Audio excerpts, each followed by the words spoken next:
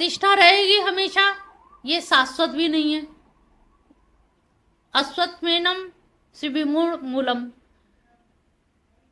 जिसकी जड़ें इतनी जम गई हैं, ऐसे वृक्ष को कैसे असंग शस्त्रेण दृढ़ेन छित्वा, सुविमूल मूलम, जिसका मूल जो है, जड़ जो है इतनी गहरी है, इतनी गहरी है कि जिसको काटने के लिए आरी नहीं चलानी है। सुदृढ़, बहुत तेज धार वाली तलवार हो और उससे दृढ़, मतलब पूरी फोर्स से मारना, ऐसे नहीं मार दी हमने। सुदृढ़, जैसे बहुत से लोग कहते हैं तपस्या जाप तो हम भी बहुत देर से कर रहे हैं, सालों तो हो गए एक मंत्र का जाप करते करते, लेकिन सुदृढ़, कितना दृढ़ भाव से कर रहे हो, कितनी लगन से कर रहे हो, कितनी त्वरा से कर रहे हो, कितनी गति से कर रहे हो। जाप सब करते हैं, नित्य नैमित्तिक कर्म हर व्यक्ति कर रहा है, हर व्यक्ति भगवान जी को, गोपाल जी को निना रहा है, भोजन करा रहा है, सब करा रहा है, लेकिन भाव की कि आप में त्वरा कितनी है। तो उन्होंने कहा उस जड़ को काटने के लिए इतना दृढ़ता से तुम्हें छित्वा काटना पड़ेगा, तब वो कटेगी, अन्यथा नहीं कटेगी। तभी कहते हैं ना जन्म जन्म लग जाते हैं, कई कई जन्मों की तपस्या लगानी पड़ती है, तब कहीं हमारे ये जड़ जो है खत्म हो पाती है। चौथा है तत पदम तत्परिमार्गितव्यम यस्मिन् गता न निवर्तन्ति भूय तमेव चाद्यं पुरुषं प्रपद्ये यत प्रवर्ति प्रसृता पुराणे। ततः यानी कि तदंतर, पदम तत् मार्गितव्यम, ऐसा कौन सा है, फिर तो उसके मार्ग की खोज करनी चाहिए कि ऐसा कौन सा मार्ग है जिसके लिए इतना दृढ़ शस्त्र की हमें छेदन करना पड़ेगा। एक बार देख तो ले कितना मजबूत है, तभी तो वो तो कहते ना कि देखे काट पाएंगे कि नहीं, हम कर पाएंगे कि नहीं, पहले अपनी औकात देखते हैं, पहले चीज देखते हैं काट सकते हैं कि नहीं। तो उन्होंने कहा पहले तो उस पद को, उस चीज की पद की हमें खोज करनी चाहिए। यस्मिन गता, जहां पर गता गए हुए, ना निवर्तन्ति भूय, भूय माने पुनः लौटते नहीं है, उस जगह की हम खोज करें कि जहां जा करके लौटते नहीं। अभी तक अर्जुन ने क्या सुन रखा था, जहां से घुसोगे वहीं से निकलोगे। हमने जो कबूतर का उदाहरण दिया, खिड़की में से निकल घुसा है छेद में, वहीं से निकल जा। और हम मनुष्यों के लिए तो यही है, हम मनुष्य लोग क्या करते हैं, एक गंजा आदमी था, कमरे में बंद था और आंखों से दिखता भी कम था। तो जब ये हुआ कि कमरे में बंद हो गया, दरवाजा नहीं दिख पा रहा, सारी दीवारें दरवाजे एक जैसे से थे, तो वो जैसे ही दरवाजा आया तो उसके खुजली मच गई। अब भाई दीवार के सारे सारे चल रहा था, भाई उल्टे हाथ से तो देखेगा नहीं, सीधे यूं करते हुए चला आ रहा था। जब पूरे इस हॉल का जैसे चक्कर लगाया और जैसे ही दरवाजा आया तुरंत उसके खुजली हो गई। अब दरवाजा निकल गया, वो फिर आगे फिर चक्कर लगा रहा है, फिर उसके खुजली हो गई। तो ये समझ लो यही तुम्हारी हालत हो रही है। संसार चक्र कहा जाता है ना, संसार चक्र है, ये गोल है। संसार लंब नहीं कहा गया, निम्न नहीं कहा गया। तो संसार जो है गोल है, चक्र है, और संसार चक्र में हम लोग सब ऐसे ही, जैसे ही समय आता है तुरंत खुजली मचने लगती है, तुरंत हमें दिक्कत हो जाती है। तो ये जो हमारा संसार चक्र बना हुआ है, इस संसार चक्र से बचने के लिए ही सत्संग की जरूरत होती है, जहां गुरु बताता है कि अब संभल के रहना। जैसे एक शिष्य ऊपर चढ़ रहा था और चढ़ गया, गुरु बैठे देखते रहे, उन्होंने कोई कुछ बोला नहीं, और जैसे उतरने लगा तब उन्होंने कहा संभल के। कहले बड़े अजीब है गुरुजी, जब मैं चढ़ रहा था तब आपने एक बार नहीं कही संभल के। कहले तब तो तू खुद ही संभला हुआ था, तुझे डर था कि ऊपर चढ़ रहा हूं कहीं गिर ना जाऊं, और जो नीचे आया तो तेरे अंदर एक अहंकार वृत्ति आ गई, अहम भाव आ गया कि अरे मैंने इतनी ऊपर चढ़ाई चढ़ ली, गिरने की तो अभी नौबत है। गिरता तो आदमी छोटी सी चीज पे ही गिरता है, बड़े बड़े पार कर लाता है कि बड़े बड़े लोग देख रहे मेरी तरफ, ऊपर बड़े संभल के चलना है। और जब नीचे आता है तब लिबरल ढील दे देता है कि अब मुझे कौन गिराने वाला है, कहले तभी गिरता है वो। तभी पैर फिसलता है उसका। तो वही चीज है, गुरु क्या कहता है, बता देता है, क्योंकि गुरु तो आंख खोले बैठा है, बेटा अब दरवाजा आने वाला है, तो कान से तो सुना उसने। अब अकेले घूम रहा है, ज्ञानी में क्या हुआ, वो अकेले घूम रहा है, तो दरवाजा निकल गया, फिर घूमा, फिर अब उसके 10 चक्कर हो गए, थक गया, बैठ गया। हमसे नहीं हो रहा। अगर कोई गुरु है, कोई आपका अच्छा मित्र है, शुभचिंतक है, तो वो आपको बताएगा बहुत संभल के चलना, इतने कदम चलना और उतनी दूरी पे दरवाजा आएगा, और भले ही तुम खुजली मचा तो दूसरे हाथ से टटोल लेना। ये उसे वो बता देगा कि अगर ऐसा हो, अगर तेरी मजबूरी है कि उसी समय खुजली मचती है, तो तू दूसरे हाथ से टटोल लेना। रास्ता बताएगा। भाई गुरु का मतलब क्या है, गुरु कोई उद्धार नहीं कर देता है, भगवान नहीं है गुरु। गुरु संकेत है, संकेत है, एरो है, दाएं मुड़ो कि बाएं मुड़ो। जैसे लैंडमार्क बना होता है ना कि दाएं मुड़ना है, जीटी रोड पे कहाँ मुड़ना है, तो ऐसे ही एरो बना होता है लाल उस पे कि दाएं मुड़ना है कि बाएं मुड़ना है, क्योंकि वो मुड़ चुका है, देख चुका है, इसलिए उसे मालूम है। आगे गड्ढा है वो बता देगा, क्योंकि जा चुका है। अगर तुम्हारा दरवाजा भी आ गया, सीधा हाथ भी हो गया, लेकिन गड्ढा में पैर पड़ गया तो भी चला गया इधर, तब फिर नहीं निकल पाए। तो इसलिए सत्संग की और गुरु की आवश्यकता पड़ती है। तो उन्होंने कहा ऐसे पद जगह को ढूंढ लो, एक बार तो देखना चाहिए कि जहां जाकर के लोग लौटते नहीं है। अभी तक तो अर्जुन ने सुना सब लौटते हैं, जो गया है उसने पुनर्जन्म लिया है, चाहे किसी भी कुल में लिया हो, श्रीमंताम ग्रह हो, चाहे पशु योनि में हो, लेकिन आया है। ये कौन सा तुम्हारा धाम है भाई कन्हैया? तुम्हारा धाम ऐसा है कि निवर्तंती भुवन ना, कोई लौट के ही नहीं आता दोबारा से। ऐसी कौन सी जगह है? तमेव चाद्धम पुरुषम प्रपद्ये यतः प्रवृत्ति प्रसृता पुराणी। मैं उस आद्य पुरुष की शरण जाता हूँ जिससे इस पुरातन संसार वृक्ष की अनादि प्रवृत्ति विस्तार को प्राप्त हुई है। तब अर्जुन कहते हैं कि मैं वास्तव में वो कौन सा ऐसा आद्य पुरुष है जिससे ये पूरे संसार चक्र चल रहा है। अभी भी यहाँ पूरा विश्वास नहीं अर्जुन को कि कृष्ण ने ही बनाई, ये सारा कुछ उन्हीं का खेल है। तो अभी भी कह रहा है कि तमेव माध्यम चादम पुरुषम प्रपद्ये, मैं उन पुरातन वृक्ष को कि अनादि प्रवृत्ति का विस्तार को प्राप्त हुई है, मैं उनको दोबारा याद करता हूँ। आगे श्लोक में कहते हैं, ये श्लोक तो पहले भी व्याख्या हो चुकी है, बहुत अच्छा है। निर्माण मोहाजित संग दोषा अध्यात्म नित्या विनिवृत्त कामा द्वंद्व विमुक्ता सुख दुख संगे गच्छन्ति मूढ़ा पद अव्ययम्। अगर अहम वृत्ति निरस्त हो गया है, मान जिसका, जो शिष्य होता है वो, यहाँ भी कई लोग देखें बगल में नहीं बैठते, सीधे नीचे बैठते हैं पैरों के पास, और उनको उसमें भी बड़ी खुशी होती है। नहीं, हम पास में बैठे हैं, माँ जी के पास बैठे हैं, चरणों में बैठे हैं, अच्छा लगता है। तो उसमें निर्माण मान तो गया, और हमने सामने वाले को मान दिया, खुद अमानी होकर के मान दिए ना, ये बहुत बड़ी बात है। तो बहुत से लोग क्या है, शिष्य तो ग्रहण कर लेते हैं, लेकिन फिर भी लगता है हम नीचे कैसे बैठ जाएं, इतने हम पढ़े लिखे हैं, नीचे बैठ जाएंगे।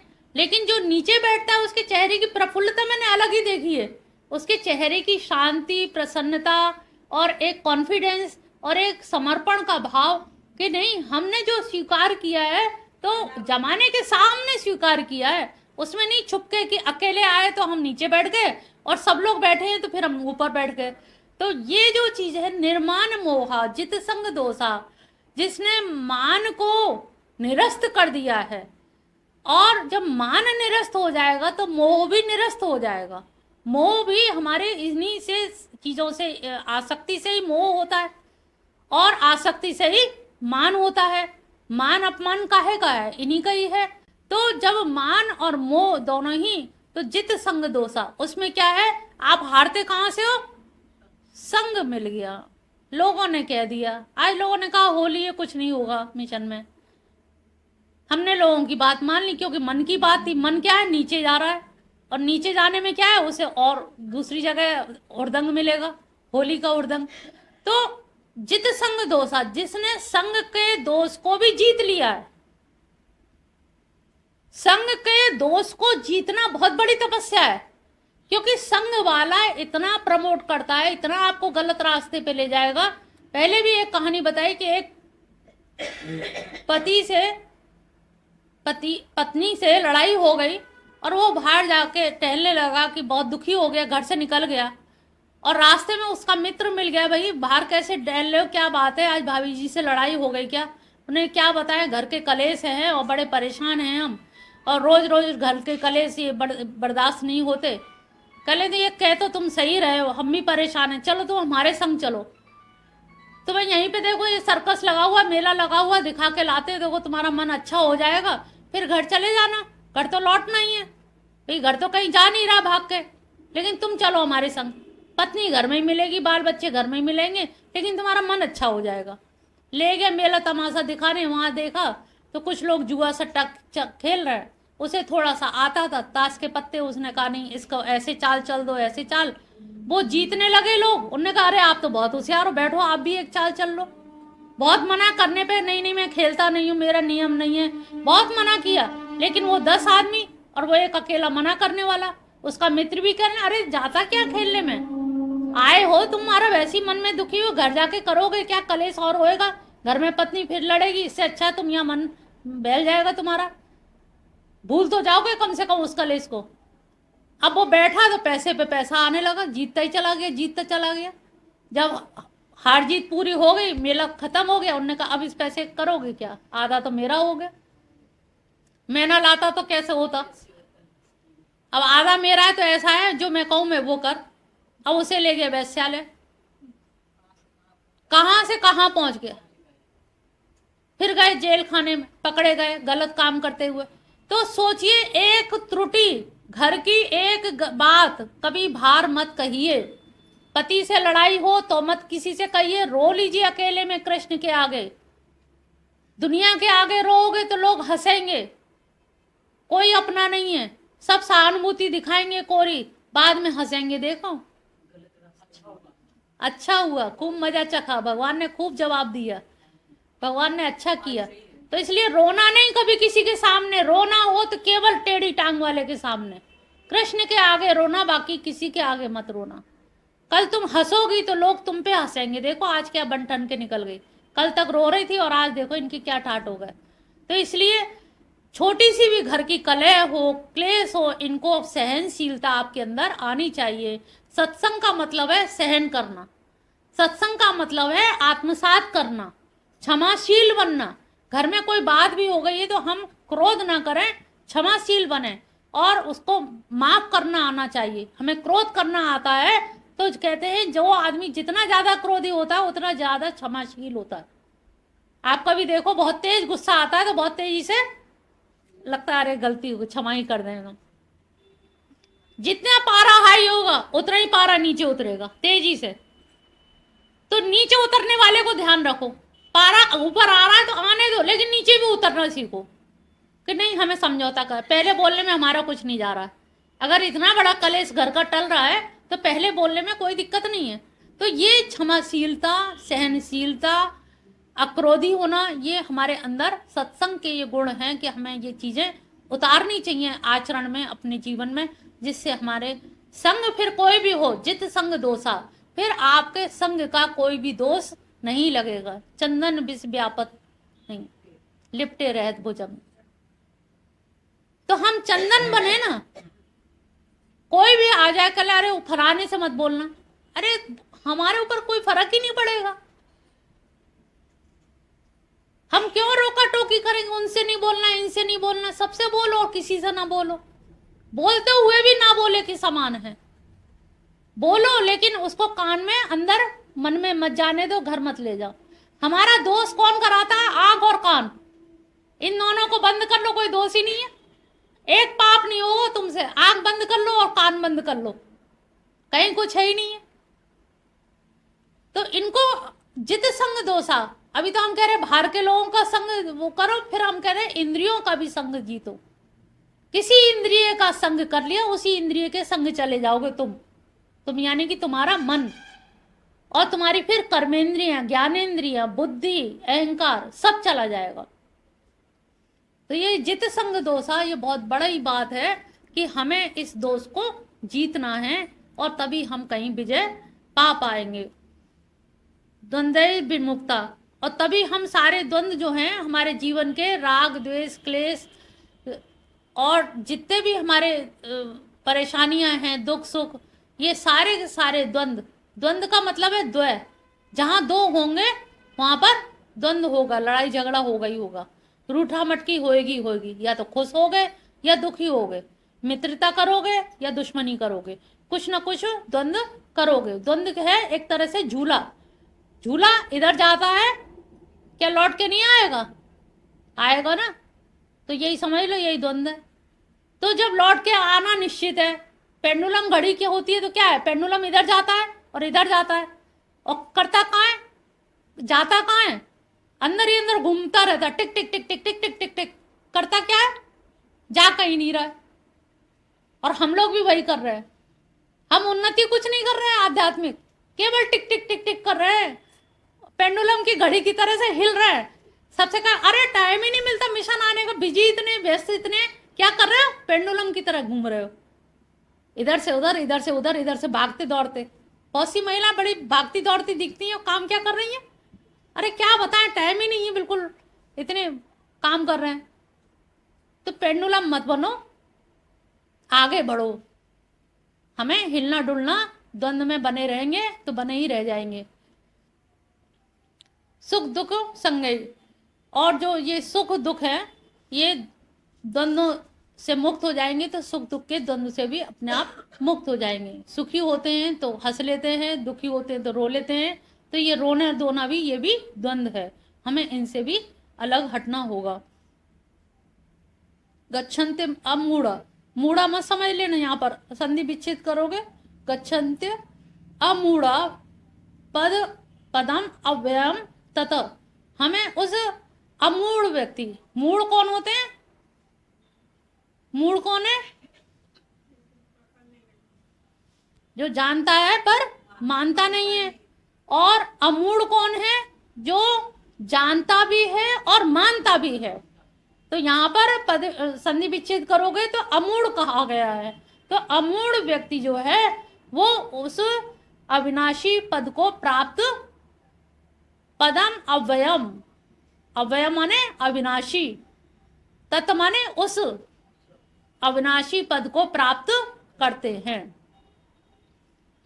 उसके लिए क्वालिफिकेशन क्या चाहिए, निर्माण मोहा जित संग दोषा।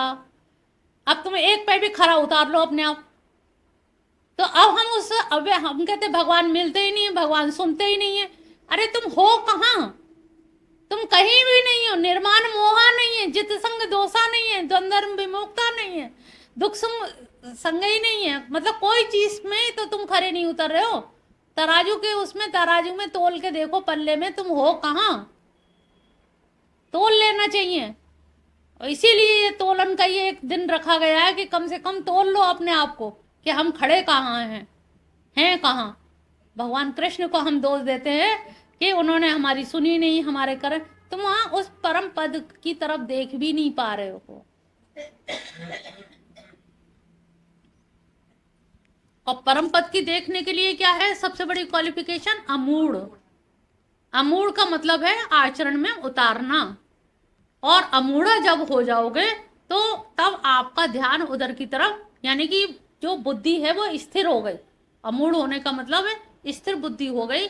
जो विक्षिप्त अवस्था थी वो हमारी मूढ़ अवस्था थी, वो एकाग्र अवस्था में हो गई और निरुद्ध अवस्था में पहुंच गई, तब हम उस परम पद को देखने के योग्य हो गए। छठा है, नात भास्यते सूर्यो न शशांको न पावकः, यद्गत्वा न निवर्तन्ते तद्धाम परमं मम।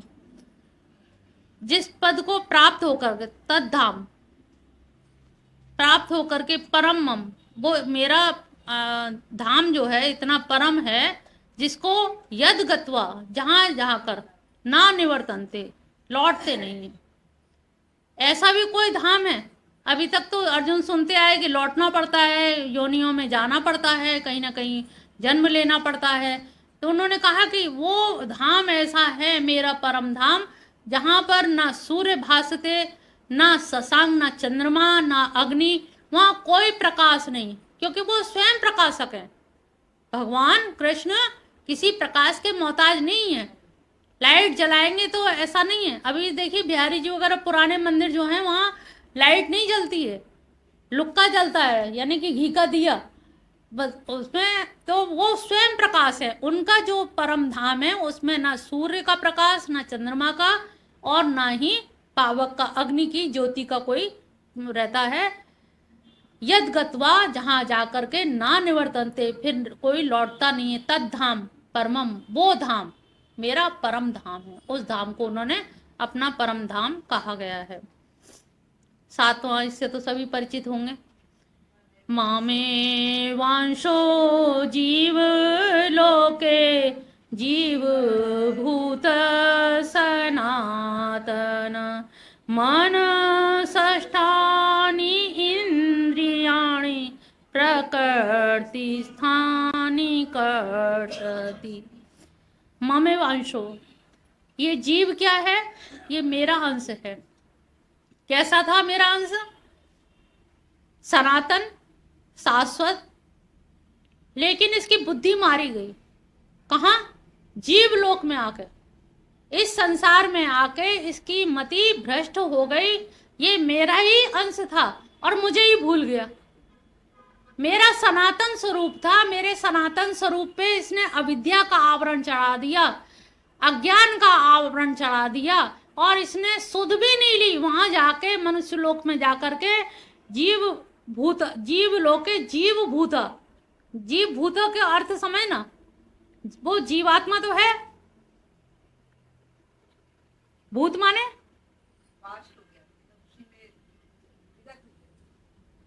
हो गया, था नहीं।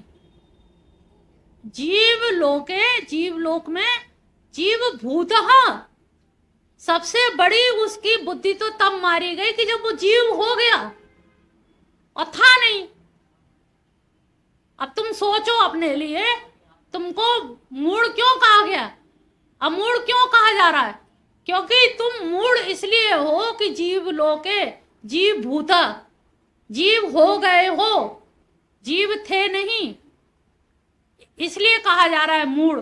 और जब तुम अपने वास्तविक स्वरूप को समझ जाओगे तो अमूढ़ हो जाओगे, वहां आपकी बुद्धि स्थिर हो जाएगी। ममे वांशो, मेरा अंश था, मैंने भेजा था, लेकिन इसके साथ में मैंने विवेक को भेजा, बुद्धि को भी भेजा, मन को भी, जीव को भी, मेरा अंश भी, सब कुछ गया।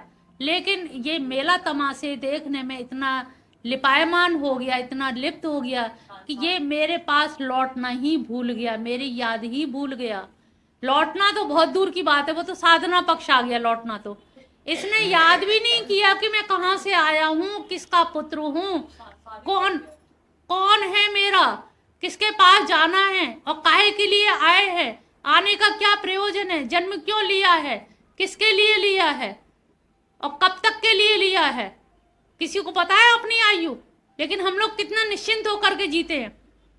अरे फिर कभी देख लेंगे, इस बार नहीं फिर कभी। तो अब यहाँ पर क्या है कि ममे वांशो, मुझे अंश मेरा होते हुए तो भगवान को क्रोध आएगा कि नहीं आएगा? और फिर तुम कहते हो भगवान कृपा नहीं करते। वो कह रहे तुम मेरा बालक था, मेरा बच्चा था, मैंने भेजा, तो इसके लिए ये थोड़ी कि तुम मुझे ही भूल जाए। हमारा ही अपना प्रैक्टिकल करके देखो, अपना बच्चा बाहर जाके, विदेश जाके भूल जाए तो क्या गुस्सा आएगी? क्या कहेंगे? ऐसे बेटा से तो ना होना ज्यादा अच्छा है। वही कह रहे, वही कॉल नहीं करता, बात नहीं करता। तुम कितनी कॉल करते हो, कितनी बार करते हो?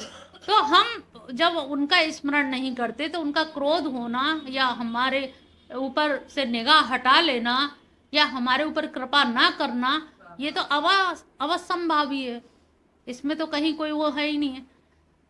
और तो और क्या करता है, जो 6 इंद्रिय जो भी हैं, मन, 5 ज्ञान इंद्रिय, वो मन को भी संग ले लेते हैं। मन सबको संग ले जा करके भ्रमित कराता रहता है, और वो भ्रमण करने में उसके युग युग युग जन्म जन्म व्यतीत हो जाते हैं, हजारों वर्षों प्रकृति स्थान कर सकी, क्योंकि प्रकृति के जो भी है वो सारी चीजों से आकर्षित करती हैं, प्रकृति द्वारा प्रदत्त चीजें, और वो आकर्षित होकर के उनमें भ्रमित हो जाता है और हमेशा हमेशा के लिए लिप्त हो जाता है। 8वां, शरीरं यद् वाप्नोति यच्चाप्युत्क्रामतीश्वर गृहीत्वेतान्निसंयाति वायुर्गन्धानि वाशयात्। शरीर जिस समय उत्क्रमण करता है, तो उत्क्रमण ऐसे करता है जैसे वायु है, वायु अपने साथ में गंध या सुगंध को लेके जाती है, लेकिन दिखती है कभी? वायु जा रही है, सुगंध जा रही है, कि जब आपके पास से जाएगी तो कहीं अरे कैसी बदबू आई, कहाँ से बदबू आई, अरे कैसी सुगंध आई। तो वो ऐसा सूक्ष्म रूप में ले जाती है इंद्रियों को। उत्क्रमण जब होता है जीवात्मा का, तो वो जीवात्मा इतनी सूक्ष्म होती है कि वो दिखाई नहीं देती है, और दिखाई ना देने की वजह से, लेकिन वो साथ नहीं छोड़ती अपने ज्ञानेंद्रियों का, क्योंकि मन के साथ में, क्योंकि उसने भी पाप पुण्य जो किए साथ ही तो किए है ना। शरीर भी उसका साधन था, लेकिन शरीर तो जल के राख हो गया, शरीर तो बचा नहीं। लेकिन अब क्या बचा? सूक्ष्म शरीर और कारण शरीर। तो वो मन जो है इनको छोड़ता नहीं है। तो मन, बुद्धि, अहंकार, भाई अहंकार अगर संग ना देता तो हम काम ही ना करते, बुद्धि संग ना देती तो मन काम ना करता। तो मन के इंद्रियों ने सहयोग करा, तो सबका एक ग्रुप तैयार हो गया, और ये जब एक ग्रुप तैयार हो गया तो इन्होंने पाप किया कभी मिलके, और कभी पुण्य किया, और पाप पुण्य करके इन्होंने ऐसा अपना आगे का जीवन तैयार कर लिया कि क्या किया है, कैसा किया है, उसी के अनुसार इनको जीवन मिलेगा। लेकिन वो तब तक इंतजार करते हैं जैसे कर्म है, वासना है, वैसी कोख ना मिल जाए तब तक के लिए उनको प्रतीक्षा करनी पड़ती है। कुछ लोग तो तत्काल जन्म ले लेते हैं, कहते हैं जो पापी लोग हैं उनको पशु योनि तुरंत मिल जाती है, और जो मध्यम वर्गीय लोग हैं उनको अनुकूल कोख मिल जाती है। जो उच्च कोटि के साधक हैं और उन्होंने ऐसी भी कर्म नहीं किए हैं कि सिद्ध हो जाएं या परम पद को प्राप्त हो जाए, तो उनको उपयुक्त कोख का इंतजार करना।